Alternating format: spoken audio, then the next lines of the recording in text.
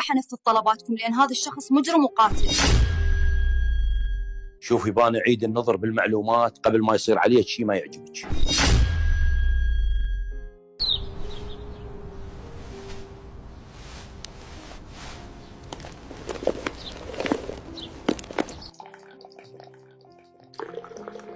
محتاج شيء؟ سلامتك حبيبتي بان، توكلي على الله وتوصلين بالسلامة.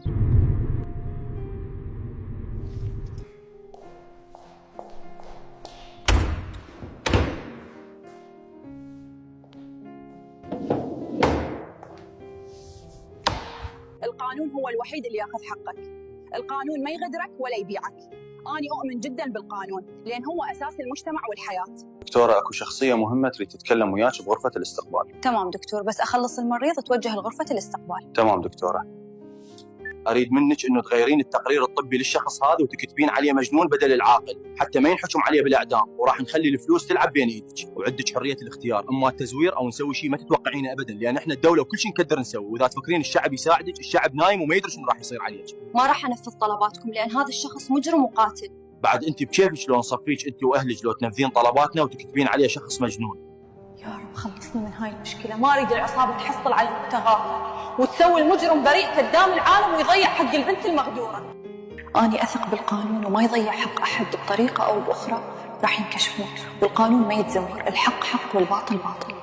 بان تريدين اطلب دجاج توصيل حتى نتعشى بيه؟ يا ريت، والله تعبانه وما عندي حيل اسوي عشاء هسه. تمام، لا عاد راح اطلب.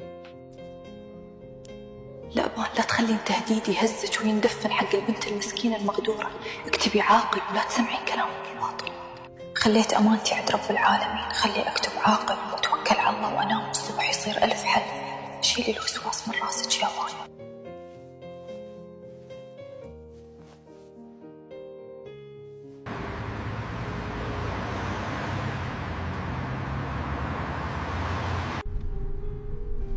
يا رب توكلت عليك وسلمت امري بين يديك.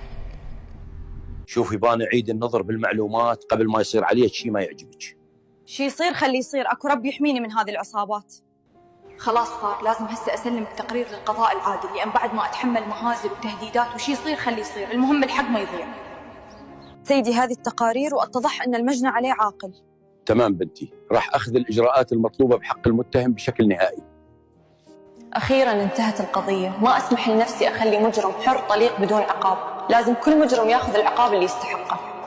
حكمت المحكمه حضوريا على المتهم بالاعدام شنقا حتى الموت، قرارا وجاهيا قابل للتمييز. اريدكم تقضون عليها بطريقتكم المعتاده، لان ما سمعت للتهديدات، وحاليا الشخص القريب علينا راح ينعدم بسبب هذه البنت. وفورا اريد العائله مال الدكتوره تجي بالمكتب مالتي حتى اتفق وياهم على العمليه، واذا ما وافقوا يكون مصيرهم مثل بتهم.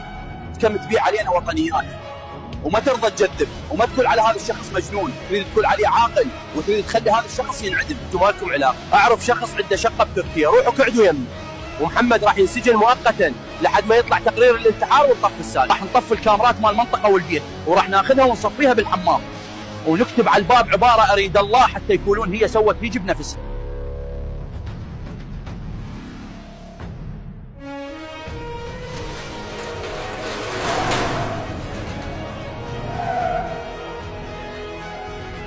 سيدي هسه راح نتوجه للمكان اللي نتوقف فيه دائما حتى نباشر بعمليه الاختطاف، تقريبا ساعه واحده عندك سيدي.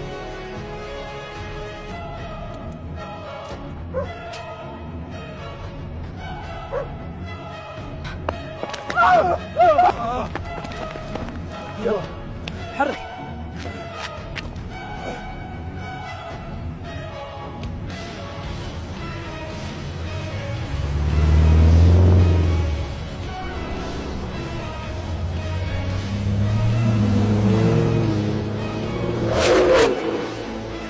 سيدي هسه الدكتوره صارت يمنا مخدره، وراح نروح للبيت مالتهم ونباشر العمليه، بس نريد الكهرباء تكون طافيه حتى ما يلتقط اي تصوير للعمليه. اريد الكهرباء طافيه بحي الخليج اليوم. تمام، ما اريد تشغلها لحد ما يجيك نداء من عندنا، يلا بذاك الوقت تشغلها.